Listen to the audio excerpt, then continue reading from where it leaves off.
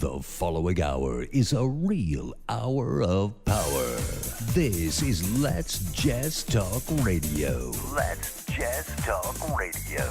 With Jesse from JessTalk.com and Lisa from LisaListens.com. If you're lost, stuck, or challenged in life matters, this hour's for you.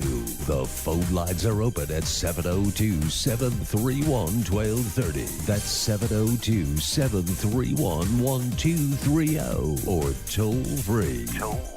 1-866-820-5528. That's 1-866-820-KLAV. Now let's bring on the host. Here's Jesse and Lisa. Okay. Out there in Radio Land, we are here with a brand new show with something that I believe is going to be very, very powerful and insightful, and it's going to reach quite a few people out there. The topic today is going to be, why do so many people live from what they don't have rather than from what they do have? Let me repeat that. That's why do so many people live from what they don't have rather than what they do have. We're also, Lisa, going to talk about, we'll have what we call holiday talk. And holiday talk essentially talks about how to beat the holiday blues. Do you think there are a few people out there that may want to have some insight on that? Well, I know statistics show that this is the highest rate of suicide and depression and abuse. So I think it's a hot topic to send out some positive vibes that people can focus on when times aren't so good. Very, very true. There's a lot of pressure surrounding that. In fact, the way you say that, you make me want to jump right into that topic first. But we're actually gonna take the first topic first, and then we'll get into the holiday talk. When we do get inside of the holiday talk, we're going to have what we believe will be great takeaway points or takeaway moments for the listener. Those takeaway points are going to be the top 5 ways to kick the holiday blues. I love that. Yeah. So we will bring that up a little bit later in the show, so keep listening if you're out there listening. Also, we are going to welcome quite a few call-ins today. If they're out there, call in, text in, email in.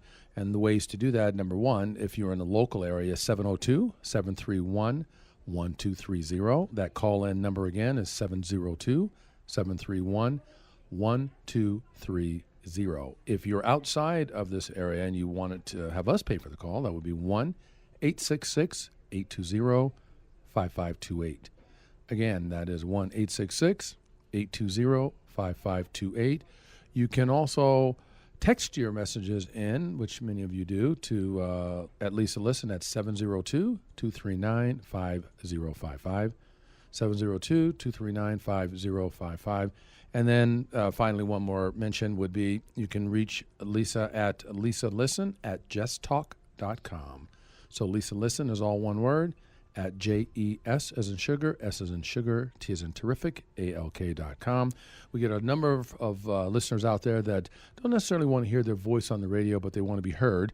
And they either have a profound comment or a wonderful question. The last time we had Bruno call in with a question that, Lisa, it was nearly a stumper for me, and I'm not usually short on words. That one was definitely one of the all-time challenging questions, no doubt about it. Did you see my eyebrows go up in the air when the question came?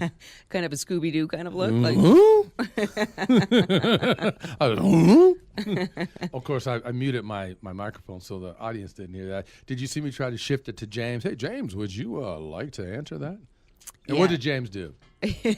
I think he was equally as stumped, if not more. Right, because he said, no, I'll defer to you. That's right. But that was just enough time to give me to think about it. But no, so the callers that call in and the listeners that are listening and texting in or writing their messages or their questions or comments are brilliant, and they really help make the show powerful. So we expect that we'll get some of that today. I do want to do a shout-out mention to 2 incredible businessmen from North America. In fact, they're from Vancouver, Canada, out there listening to the show right now. They're in town, and they're from Vancouver, Canada. That would be Anthony Ciccone and Mike Cordoba, 2 extremely powerful global players when it comes to business. And I had the fortune of having dinner with them just a couple nights ago at Aria. And you know what was really cool about those 2 guys? What's that, Jess? They paid for my meal. That was good. Oh, you can never pass up a free meal. A biscuit for the brother, as you would say. Buy the brother a biscuit. That is exactly what I say, and I mean that. So now you almost make me want to divert into a whole nother story on the buy the brother a biscuit, but I won't do that now. I'm going to get back to the topic at hand. So let's talk about that. Why do you think it is that so many people live from a place of lack versus a place of what they really do have? Well, unfortunately, I think it's. I think the media has a lot to do with it. I think it's our culture. I think it's the way we're programmed. I think it's our default. And I think we're patterned to live from a place of lack rather than a place of abundance. And do you think that comes from this ever-present, always wanting and desiring to have more and bigger and better? Do you think maybe that has something to do with it? You mean that keep up with the Jones theory? Yeah, that could be. Or maybe even if it's not the Jones, maybe it's your big brother or your father or your mother, or your sister or your husband or wife. Maybe we are in unnecessary, unhealthy competitions with other people and circumstances that don't really have any real redeeming value in our lives, and we don't realize that that's a pattern, as you say, that's running in the backdrop, that's driving that dissatisfaction, that discontentment. Maybe that has something to do with it. What are your thoughts? I also think, I really hate to say it, but I think lack of parenting and lack of teaching skills is where it comes from. It could be. That certainly has that. When you say lack of parenting, think of it this way. Our parents typically do the very best they know how. And when they first become parents, it's not likely that any of them has a graduate degree in parenting before they have a child. And it's handed down. Oftentimes their parents didn't know any better, and then their parents didn't know any better, and so forth and so on. Well, but then again, I'm talking about single parents and the one parent that's working so hard just to put a roof and shelter and food on the table that they honestly don't have time to do the parenting. Well, you say that, but that's actually one of the, if not the number one thing that individual who has a child has in front of them. It's got to be in the top few, that very thing. So you're saying that life is so busy and so hectic and so challenged just by meeting bare minimum, which is the survival piece, by putting a roof over your head and having food to eat for you and your children, can trump the parenting process. Well, and look at how fast everything's going. Everything is so fast, we just can't even keep up with it all, That's actually a very good point. Remember when you were a child and you were on your way to some event or some endeavor and you were riding your bike and you pulled out which phone did you pull out to call your friends to let them know you were coming? Well, you would just whistle out of your mouth and say, "Hey, I'm coming." Right, exactly. There was no phone. In fact, when you got home to make that phone call, how did you make that phone call? Did you just jump on the phone and automatically there was a line open for you to start calling your friends, or? Honestly, I didn't even live with the phone or make phone calls because all my friends lived next door. If I wanted to talk to somebody, I'd go out of the house and knock on the door and ask the question. Okay, well, this is a point about things moving so much faster today than they did in other days. And I agree with you. Where you had friends next door, I have friends down the street and up the street and downtown and uptown and all over the place, so they were not quite as accessible. But when I got home to make a phone call to my friends, there was someone else already on the line. Right. It was called a party line. Mm-hmm. And when I went to try to talk, they would say, "Get off the phone. I'm on the phone first." So you had to take turns who got the phone. Now, third graders have a cell phone. Yeah. Or even first graders, as far as that goes. But I know third graders for sure have them in their backpacks. Mm-hmm. So things are moving so much more faster these days. So what must we do to get our arms around it in terms of, we're talking about living from a place of lack versus abundance, living from the squared and center places. And one of the pieces you said is that probably because things are going so fast for so many people and it's so hard for people to keep up, they don't take the time to stop and simply listen, pay attention, and respond. Or how about even just take the time to breathe? Paul Tijerna was on the other week, and he had said, I start every day with a gratitude list. I start every day thinking what I'm grateful for, which kind of shifts the mindset to where it should be. Well, that's interesting that you say this. The folks that are out there listening will know that this is certainly a program where we don't script this, because you just snuck in one of our top fives without even knowing it. But that's okay. It's all good because they don't know which top 5 it was. Well, and you didn't even share the top 5 with That's me. what I'm saying. This is impromptu. I get to create this, and we make it up as we go along. Well, there you go. So no, that's I think that's profound. Really, what you're saying, and it's so true. And we'll speak further on gratitude and what the power of that is behind that as we get through the program. But what I'd like to say for right now, if you are out there listening and you want to call in and to make a comment or ask a question, the number to call in is 702-731-1230. That call-in number again is 702-731-1230. If it's toll-free needed, then it would be 1-866-820-5528, 1-866-820-5528. And speaking of, I do have somebody that just texted a question in. Talk to me. Don't scare me, though, because Okay. I want to look good. We're going into the weekend. All right, this one is from Mary Marriott. It's regarding contentment. Do people take the time to determine if they're content with themselves? Most time, people live beyond their financial means emotionally because they're not content with themselves. Wow.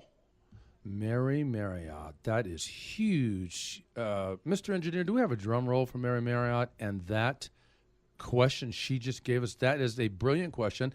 And Mary might think I'm stalling for time to answer. That is not what I'm doing. I am actually wanting to award her with that. One more time, sir. Do it again. We got to hear it one more time. That is a drum roll. Ryan is the bomb. Thank you so much. So Mary's point is a question about contentment. And so repeat the question one more time so the folks out there listening can hear it again, then I'll answer it. Do people take the time to determine if they're content with themselves? Most time, people live beyond their means financially and emotionally because they're not content with themselves. They don't. Mary, the point is, I think many people don't take the time to even search for that, which can be an elusive trail called contentment. So let's talk about the components of contentment. What does it actually take to get there? I think the first place, I think it's an inside job. I think so many people, and I'm speaking to Mary and all the other listeners out there, are so other people focused, so outside focused, so concerned about shame, blame, and judgment. Mm-hmm. That they spend a lot of time seeking to avoid shame, blame, and a judgment, never thinking that one of the purest ways for them to find contentment is to live in a world of authenticity, is to be authentic with themselves, about themselves, and about their lives. And I think people miss that. So then they don't even put contentment on the radar, let alone have a shot at getting it. You're not going to luck upon contentment's not going to come knocking at the door.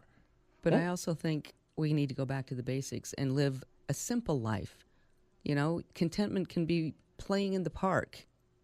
Right. I agree with you, but I still think contentment starts with self, assessing self, talking to self about what makes you happy, what brings you joy, what brings you dissatisfaction, what brings you frustration or anger or angst or anxiety, eliminating those negative portions of your life that don't work for you. Isolate what they are, determine what they are, and strike a plan for how to eliminate them from your lives. Now, it's simple. What I'm saying is very simple, not easy. And I think a lot of that comes from our childhood. It does. Well, many of us drag our childhood around, and some of us don't even know that we're doing that, and some of us don't even know that we don't know that we're doing that. Let me say that again. Some of us don't know that we're doing that, and some of us don't know that we don't know that we're doing that, which is further removed from ever being close to isolating what the problem is. So Mary's question on contentment is really, really powerful. I think many of the people that come through my fingers in terms of acquaintances or friendships or even business relationships, contentment never, ever hits the plate. And I think the reason why is because we skip past self and, like I said, go to that other people focus and looking to somehow live up to someone else's standards or someone else's levels or not to be judged or be shamed or in a sense of blaming or accepting that. And I think that's why we miss contentment. I really do. I think the fact that she brings the question up is right on point for why people live from a place of lack versus from a place of abundance. Mm-hmm. She has a second part to this. Mary's going to go there, is she? It's going to be. Let me tell you, like they say in my neighborhood, it's going to be like that. Okay. Well, to avoid burnout and say no, focus on family and not on all the hype. Ask yourself, what changes if I don't buy this or attend this event? Usually, the answer is nothing. Wow. That Mary is going deep for us today. I love that. Read that one more time. To avoid burnout, say no. Focus on family, not all the hype. Ask yourself, what changes if I don't buy this or if I don't attend this event? Usually, the answer is nothing. I love what she just said, and she's absolutely right. The one thing I would add to what Mary has said is, with the focus on family, focus on self and family, because you yourself is what you bring to the family anyway, whether you know it or not. You either bring yourself and you're present, or you bring yourself and you're not present. Either way, and it can happen at any time for any of us. But the focus on what matters most is really what Mary's talking about. And there's a thing that you and I talk about all the time about what matters most. Many people don't take the time to even ask themselves, what matters most to me? You agree? I do, and I think that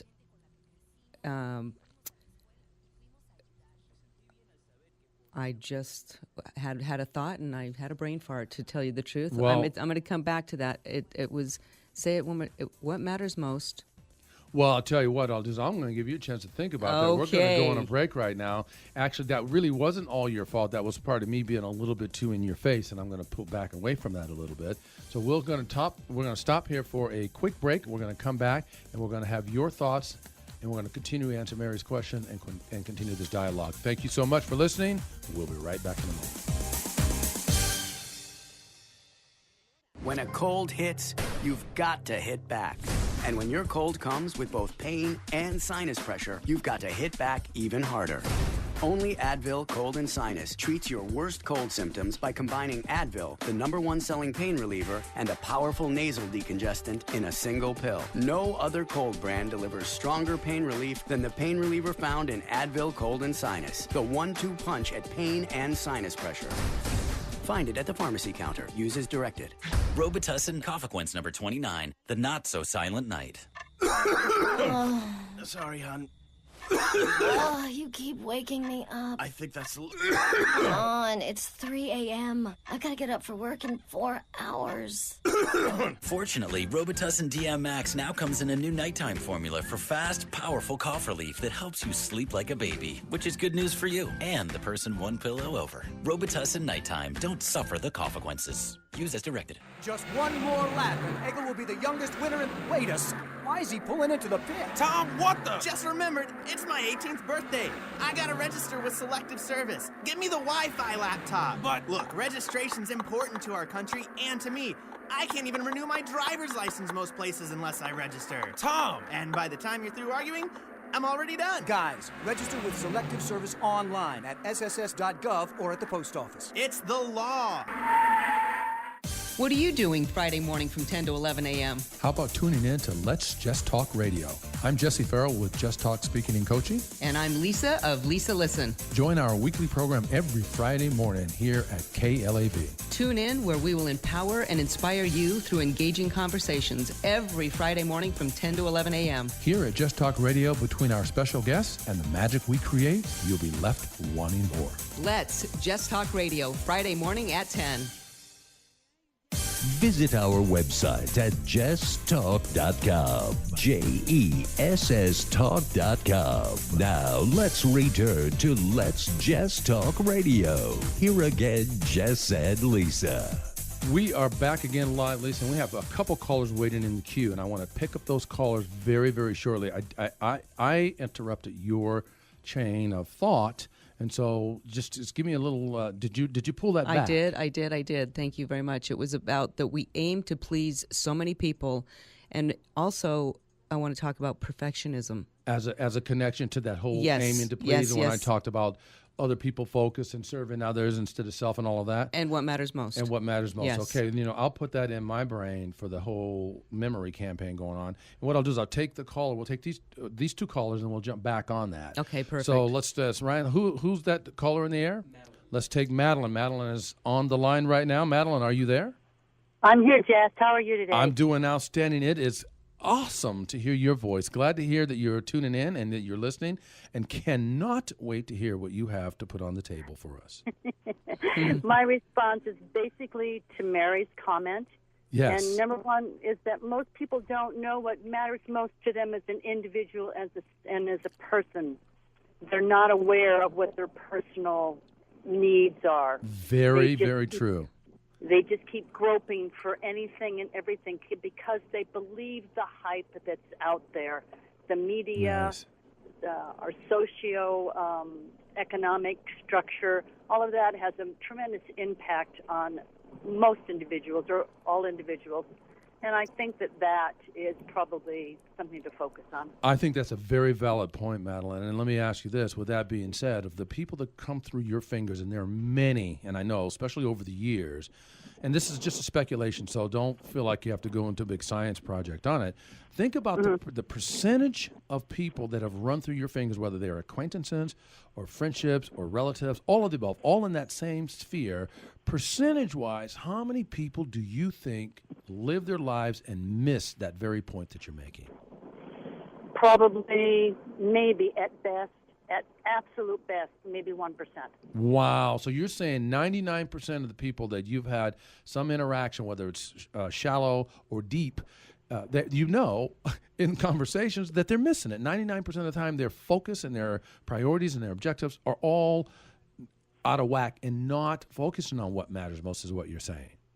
I agree. Yes, absolutely. Wow, that's Absolutely. huge. You know what? I appreciate that. And Mary, in fact, Mary's question was almost a stumper. Really had to think about it. And what you're adding to this is a great addition to and an answer to what Mary's talking about. And this is coming from. Are you okay with talking about the past field that you were in, or the field? Sorry, or the field that you're currently in? Can we talk about that or not? Oh, absolutely. Well, let's say this: Absolutely. you're in the casino, the hospitality business, in the casino specifically industry, and you have literally tens of thousands of lives running through your fingers with demand on you for your time and attention for the role that you play. Yes. Correct. So you being someone that making a comment like that, Madeline, is a huge comment, and I really think that brings a lot to the fold to know the numbers of interactions and communications you have from inside the walls and out, and also the customers that you serve over the years. For you to come with a 99% people miss it, Mary's point is even higher validated. What other thoughts do you want to share with that?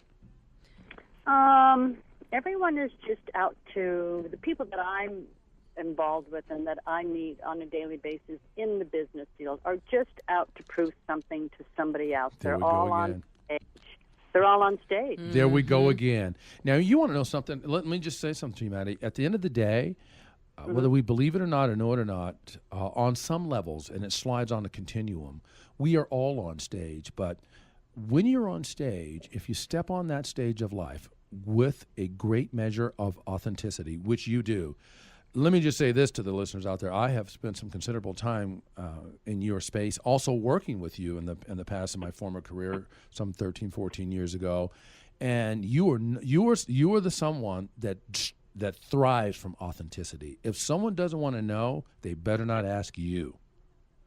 Because you're going to tell them the truth as is. Now, you're never going to hurt anybody's feelings or seek to do that, but you're not going to sugarcoat it. You're very kind, but you live from a space of authenticity. You tell it like it is. That's how I've always experienced you from the very moment that I first met you back in the days of Bellagio to these days now. You've been very consistent with that. So it must be mind-blowing for you to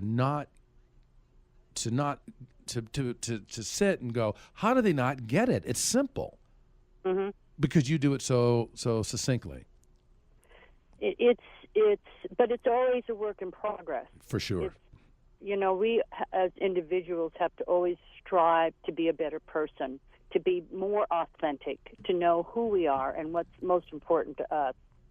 Well, And I think that's a great additive. In fact, what you're saying of talking about knowing who we are and what's important to us, that goes along with what Lisa was talking about, what matters most. It also goes along with, in a small connection, it starts to speak to what Lisa was talking about, seeking to please others, was exactly what you said. And that usually comes from a place of perfectionism. So, Madeline, do keep listening, because we're going to dig a little deeper as I toss the ball back to Lisa about both what you're saying and also Mary's point. And we believe that perfectionism might be a strand that puts that whole playing like they're on stage all the time instead of bringing authenticity to the stage of life. Fair enough?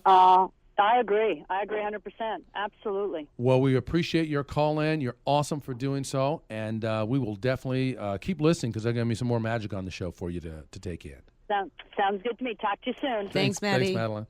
Let's go ahead and take Valerie, because I don't want to lose her, and then we'll get back to the point. Valerie, are you on the line with us? Yes, I am. Good morning. Good morning. Where are you calling in morning. from, Valerie? I'm calling in from Los Angeles. I love the fact that you've taken the time out of your Los Angeles busy, as they say in some parts of the world, schedule, and talk Yes. with us. So tell us what's on your mind. We want to hear what your thoughts are about the program so far. Is it Mary's point or something else? Well, I think it latches on to what people have been saying, but my question is that I actually do live within my means, but I tend to be surrounded by people not living within their means. And I'm not really sure how I, don't get drained financially and emotionally when I'm around people like this. Okay, good. That's really good. So your point is, actually, you're making a very similar point that Madeline made, which is, did you, first off, did you agree with, not agree, it's not an agree or disagree, did it resonate with you about Madeline and her, she's got a career spanning, and I'm going to be close on this, some 25, 30 years in hospitality. So, I said tens of thousands. It's probably hundreds of thousands over the course of a career like that. She says 99% of the people that she has come across in all spans, whether it's the internal client or the external client or a relative or a friend, don't get it. So is that about the same ratio for you when you're talking about you're being drained financially and emotionally from these toxic thieves? Because you're a person of means and they're a person of whatever, living from lack, and they seek to drain you financially, emotionally, mentally, spiritually. Is that about the right number for you? 99%? No, I think, my life is based on surrounding myself with people who don't do that. I But love of course, I would say that, probably 30% of the people in my life are emotional and financial drain. That's still a big number. That's still a big number. Still a big number, and it affects me on a personal level and an emotional level too. So for me, it's I don't want to be emotionally or financially, mostly emotionally drained by people who are kind of somewhat kind leeches. Exactly. So let me say this to you. So the difference between you hanging out in Los Angeles and also you're a world traveler, because you've got, you could be calling from New Zealand or Australia or Switzerland, Canada or Winnipeg. I mean, with you could be calling from anywhere, truly. But with this, at this point, you're calling from Los Angeles. But with that, see, you have an entrepreneurial spirit. You are an entrepreneur. You have been for a very long time. The difference between you and Madeline is that Madeline has chosen, or it's chosen her, whichever, a career path that keeps her confined in the four walls, okay? Right. So many of her interactions, she doesn't have a say on whether they get to be there or not. In your case, you get to create one of our secrets that'll come up, and I'll only leak it because you said it, is more exit strategies for getting away from people like that. So you have that, right? Yes. But your biggest question is how do you manage that so they don't drain you mentally and physically and emotionally, correct? Exactly. Lisa, do you want to weigh in on that, and I can follow behind you on that? Either aspect. You don't have to weigh in on all of it. Let's say the emotional draining. Maybe you can speak to that for Valerie. I have definitely been in the emotional drained state, especially coming out of corporate. It is a rat race and emotionally draining, and if you don't find the balance to create that space to avoid that, you can easily end up sick and in the hospital because you're not, meditating, getting the rest you need, working out, eating right. And it's a fine juggling act and a fine balance in life to keep all of those things lined up. You know what, Valerie? I think Lisa's on to something there, but the thing that resonates with me between your question and her response is, again, what we mentioned earlier in the program, return to self. And I think it's in develop a vibrant, meaningful voice and be able to speak up and say no. I feel a little like Nancy Reagan here and the Just Say No campaign. Now I'm of course aging myself when I said that. That was back in the days when I actually had a full afro, and so that's okay. I don't have those days now, but I run faster with less hair. So with that being said, I think it gets down to return to self, like Lisa says, and I think you also have to develop a voice. I think you have to be able to create exit strategies for circumstances like you're saying, to be able to move away from those toxic thieves that get into your space. What are your thoughts? Well, I think that it's about boundaries as well, I believe, and of course that embodies a lot of what you've been talking about, is that returning to self and looking to your own well-being is about putting boundaries out there against thieves. Well, you added but wait a minute. Let's throw a little credit where credit's due, and I want you at some point. I'm going to have our engineer cue up the applause, because at some point I'm going to ask for a cue on applause on that. Because the thing is, Valerie, we have not been specifically talking about boundaries, and you bring something to the table that elevates it. So here comes an applause for Valerie, right here. Thank you, sir. You are well timed with that. Well timed. Valerie, boundaries is something that elevates the conversation. Setting boundaries. Before we let you off the line, just give us one single boundary that you have set in the past, whether it's long past or recent, that put you in a healthier space because of some toxic person that came into your space. You don't have to name names. We don't want to necessarily roll people under the bus here, but can you name one time where you've done that so our listeners can get a sense of real life? Well, I think, I have friends all over the world, and often they get in a pinch financially, and often they're friends, I know them, but I get can you help me email through Facebook, which is really impersonal. Plus, it's kind of annoying. And part of me wants to help them. But what I have done with people like that is I actually physically call them and explain to them that I'm sorry that they're in their position they're in, but I am not a piggy bank, and, if I can help out with maybe food or something else, I'd be happy to. Nice. And that's how I basically, I don't keep it in cyberspace. I keep it face-to-face as much as possible and let them know that I don't hate them for doing this, but I'm not going to bend over and get, I think that's good. No, that's extremely well said. So what you've done is you break it down.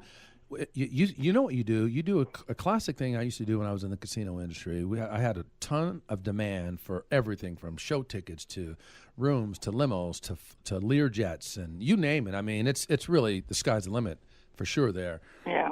And so I had to find a wonderful way of telling people no that could buy and sell me many, many hundreds of thousands of times over, telling them no and making them feel good about it. And you just did that.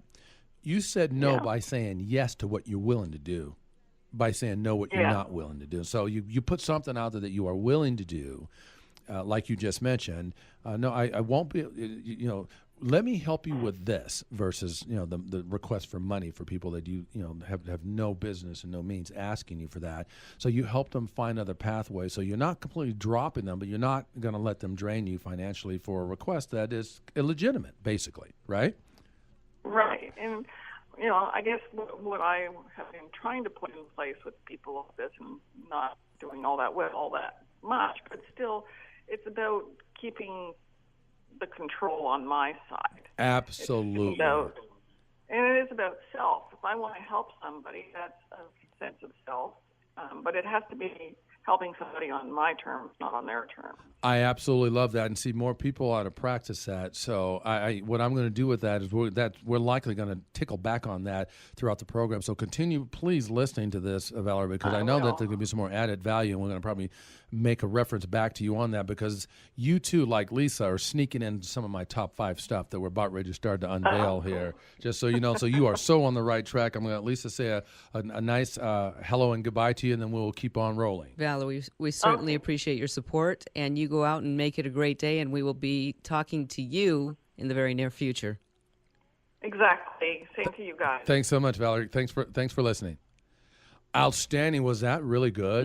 Mm-hmm. So Mary brought us to her knees, and Madeline picked us up so that we can help answer Mary's question better. And then Valerie took us yet to another higher level when she introduced the boundaries on this, though. So I thought that was very, very good. You? I am loving the participation and the listeners calling in and sharing what's on their minds today. It's huge. And so, in fact, they're so good, they're putting me a little bit behind schedule, because I'm welcoming their thoughts and introductions and comments and so forth. And now it's time for me to step on the second part of this thing, is talking about the holiday blues. What does that usually show up like for people? You tell me. Oh, well, like I mentioned earlier, it's the highest suicide rate. It's the highest time for domestic violence, abuse. We can go on and on about the things that are negative, but let's go into the things to switch those things around, and the positive things that people can think of during this time of year. We'll have some dialogue on that. We're going to switch back and forth between our main topic of helping people live from a place of abundance versus lack. We're going to switch back and forth between that and the whole holiday blues things, because there's a link. But I'm going to reveal right now the number one way to kind of shed that whole thing on the holiday blues, which is a checkup from the neck up. So if you're listening, write that down. A checkup from the neck up. And what I mean by that is to look inside yourself and get a sense of where you're at. Fair enough? Absolutely. I love it.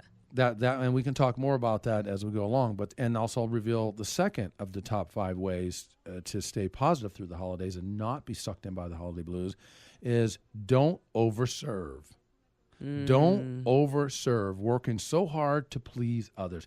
Isn't that what others are saying so far on the program too? Well, and it goes back to we want to please and the perfectionism, so we don't feel like there's any other choice but to serve and please. Exactly. And so what is perfectionism anyway in your mind? And don't worry about being right or wrong. Just share your thoughts, and I'll jump in. Something to the effect of Brene Brown says it is shame and blame and guilt. Yeah, see, most people don't get that. Most people think that perfectionism is striving to be their best. Right. They think that it's a quality-based stride, and it is not. And to your point, thanks for bringing that up, Brene Brown, she wrote a wonderful book called The Gifts of Imperfection. I'm going to say that again. Brene Brown, B as in boy, Brene Brown, wrote a wonderful book called The Gifts of Imperfection. In fact, the person that turned me on to that book is another extraordinary lady, and her name is Renee West. And she's a top-level executive at a major strip property here in Las Vegas. And she turned me on to that book, and it was incredible, because perfectionism isn't about healthy achievement and growth. Perfectionism, and she writes this in her book, she says perfectionism is the belief that if we live perfect, look perfect, and act perfect, we can minimize or avoid the pain of blame, shame, or judgment. Mm-hmm. How does that leave you feeling? Well, for being on the spot and being a processor, I guess I answered that question pretty spot on. You did. You nailed it. I mean, you reached down low for that one. That was a good low down reach, like a Barry White kind of low. Mm-hmm. That was good. So, no, perfectionism, Brene Brown also says that it's a 20-ton shield that we lug around thinking it will protect us, but it's what prevents us from taking flight. How about that? And how many people do you think live in that space? Many people live in it. They don't even know that they don't know that what they think is perfectionism isn't really. They need to redefine what perfectionism is, understand it through the eyes of a Brene Brown, who's an extraordinary author and speaker, and relearn that. Because I know, in fact, I call myself a recovering perfectionist. I did before the book, and Brene Brown calls herself that. I also was taught by a gentleman that came through town that was very connected to one of the executives that reported up to me back in the Harris entertainment days, and he taught me this thing called the theory of good enough. Mm-hmm. And the theory of good enough helped me pull back on this whole perfectionist thing a great deal. And it actually let me get my first night of sleep without waking up trying to solve a problem that I created that I didn't have an answer to. It wasn't there. But here's a question. That was how many years ago? Oh, my gosh. That would have been give me a second. That would have been in when did I get 19? That would have been in 1995, actually. Okay, and then when did you read the book? Oh, I read the book just last year. Okay, so did you continue to practice perfectionism? Oh, to some degree, yeah, to a very moderate degree, maybe not maximum degree. But after reading Brene Brown's book, I squashed that perfectionism down a whole lot more from understanding that I don't have to try to please to fit in. Mm-hmm. I'd see my whole world. I grew up in a very difficult environment. It was a very prejudiced environment in the late 50s, early 60s in a very small town in northern Nevada. And most of the people around me didn't look like me. Mm-hmm. And other people made that matter, and I made that matter. And that's where I adopted my perfectionist mentality, is seeking to fit into an environment. In fact, it's called acculturation stress. Acculturation stress is when someone from a different nationality seeks to fit in and enroll in mainstream society that doesn't look like them or come from the same background that they come from. Indians faced it before we came along, the whole acculturation stress with them. And so that perfectionist mentality came from that. But I didn't know it. I thought I was trying to be my best because I wanted to be the best. Oh, no. Mm-hmm. It was all about fitting in and reducing shame and blame of not fitting in. Yep. Well, it also comes from if you live with parents that are alcoholics. Or any kind of alcoholic. It Yes. could be alcoholic, foodaholic, sexaholic, drugaholic. Alcoholic is a alcoholic. Shopaholic.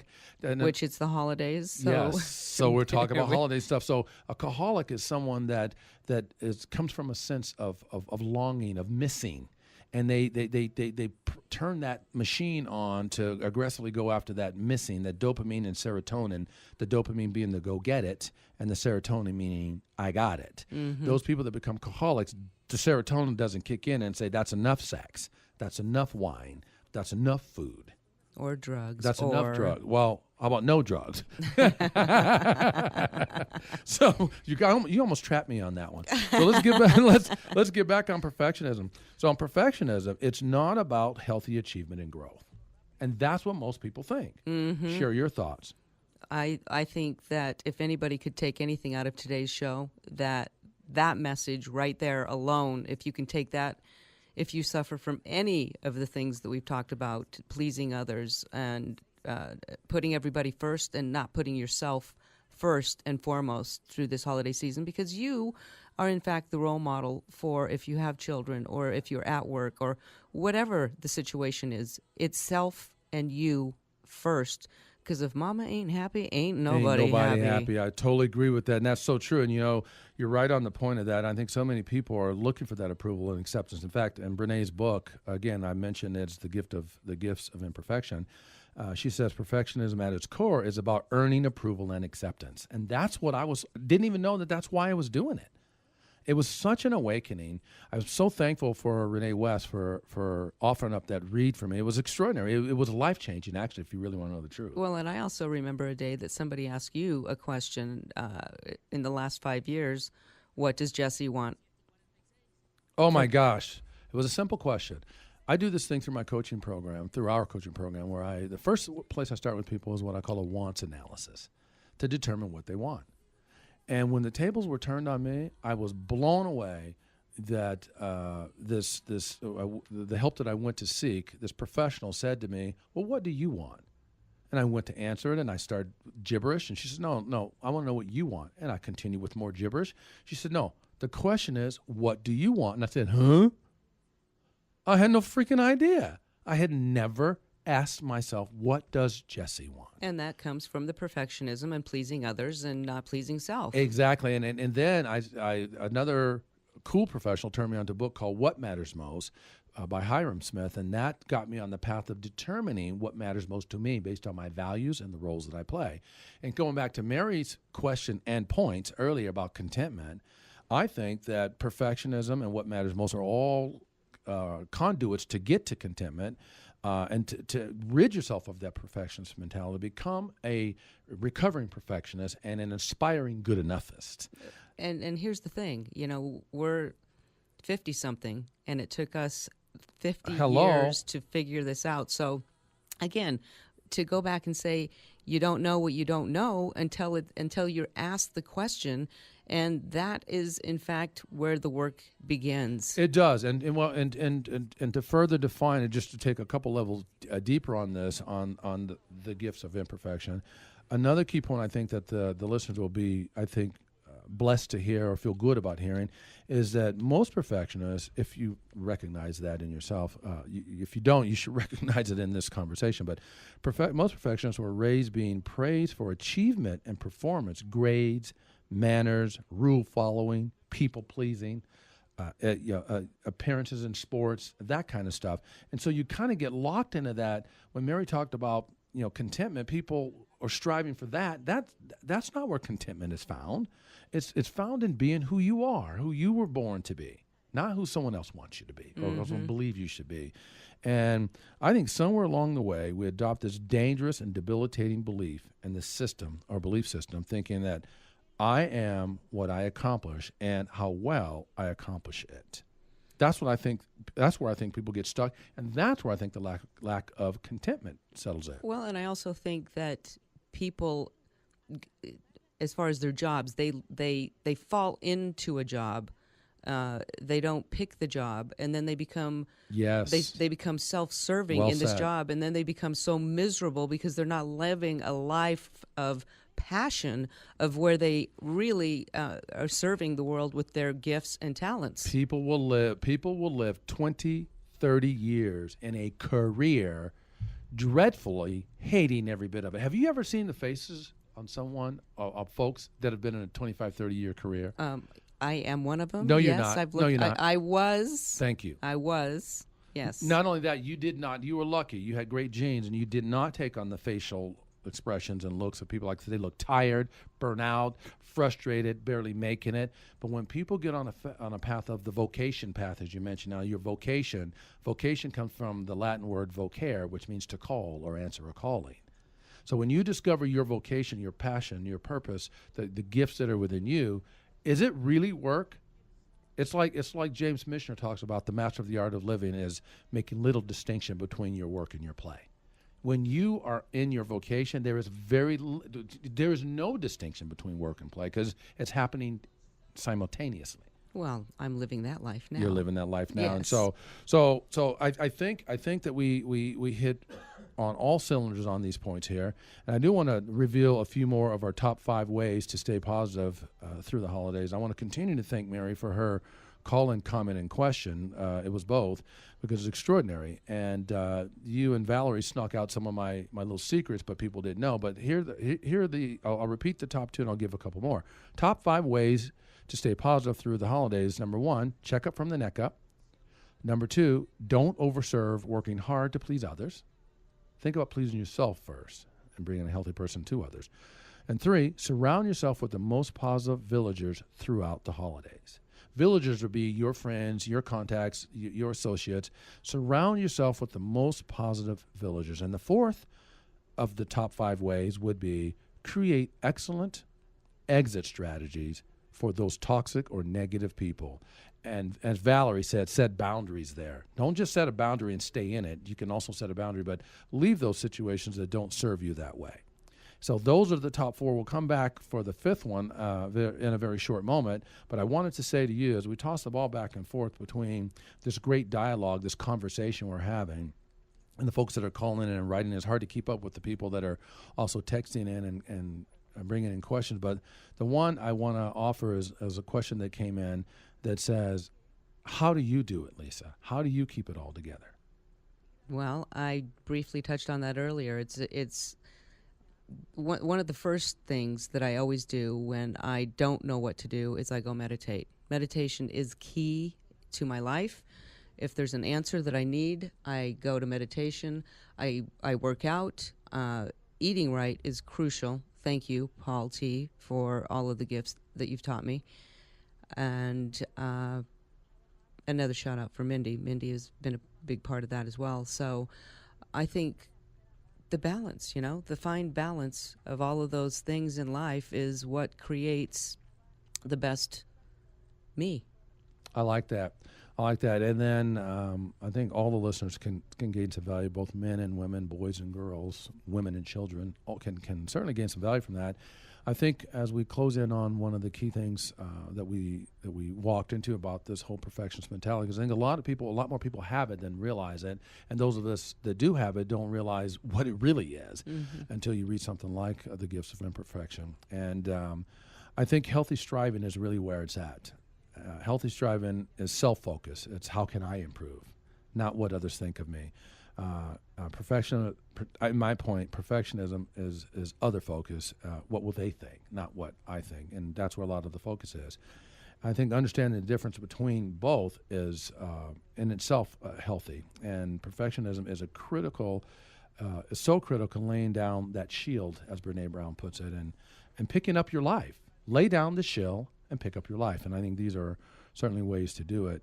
And I think research actually shows that perfectionism hampers success. It doesn't help success. Well, and also another key word that we didn't even touch upon is insecurities. Ooh, that's big.